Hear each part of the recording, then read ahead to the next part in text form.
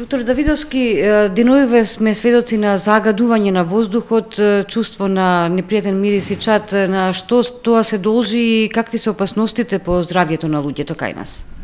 Деновиве цела Македонија е зафатена од шумски пожари и тетовчани скоро 5 или 6 ден чувствуваат таман се ослободија, ја добија на комоција, се ослободија од непријатните миризби од депонијата, имаат чувство дека се во зимски период по однос на мирисот што го носи чадот. Што се случува? Се случува пожар во околината на Вратница и Рогачево, а шумските пожари се за жал природни извори на загадување на атмосферата. Имаме емисија на големи количини на чад. Кога зборуваме за загадување на атмосферата, пред се мислиме на загадување на првиот слој на атмосферата во висина од 8 до 10 километри, односно тропосфера. Чадот заедно со сулфур диоксидот е универзален показател за загадување, односно чистотата на тропосферата, односно на атмосферата. Не ни требаат мерни инструменти за да видиме дека се во големи количини чад доаѓаат. Претежно ги чувствуваме во утринските часови. На што се должи тоа? Тоа се должи на самата топографија на пределот, на отсуството на влажност, отсуството на како хоризонтални, така и вертикални ветрови, односно турбуленции, и од отсуството на дожд.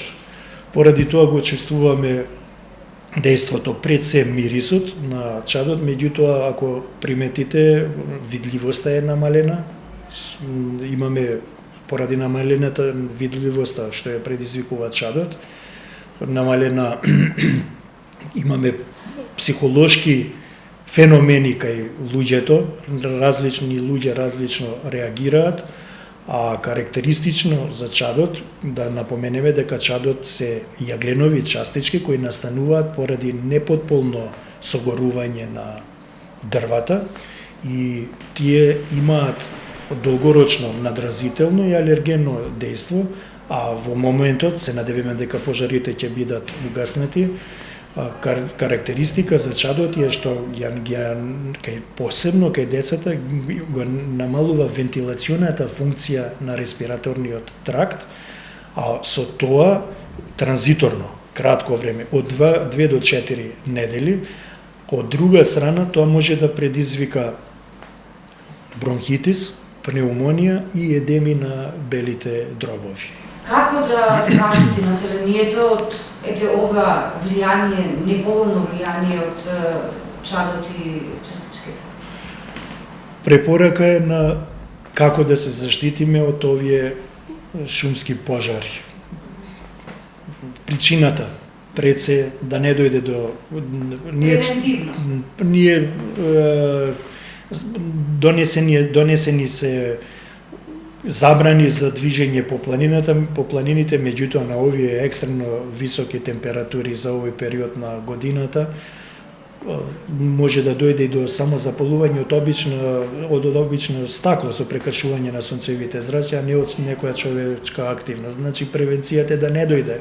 А откако ќе дојдат, тогаш е најубаво кога ќе го осетиме поради ружата на ветровите од Косово према Гостивар, кога ќе ги осетиме што помалку движење во отворен простор. А дали постојат некои моментни проблеми кај населението? Во истој момент да предизвикаат некои гушења или пак некои други состојби? За среќа, бројот не ни е зголемен бројот на заболени од респираторни заболувања, меѓутоа имаме зголемен број на луѓе што се жалат на иритација на слузокожата, пред се на грлото и на конјуктивите на очите. Како да реагираат? Што е лекарска помош? Обавезно да се јават на лекар. Ако настанат некои посериозни компликации, иначе ова транзиторно ќе помине, така да во самата тропосфера, како дел од атмосферата, има можност за самопречистување, така да ако има некои посериозни последици, итно треба да се јават на лекар. А колку често се врши мерење на квалитетот на воздухот во Тетово? Квалитетот на амбиентниот воздух во Тетово се врши континуирано.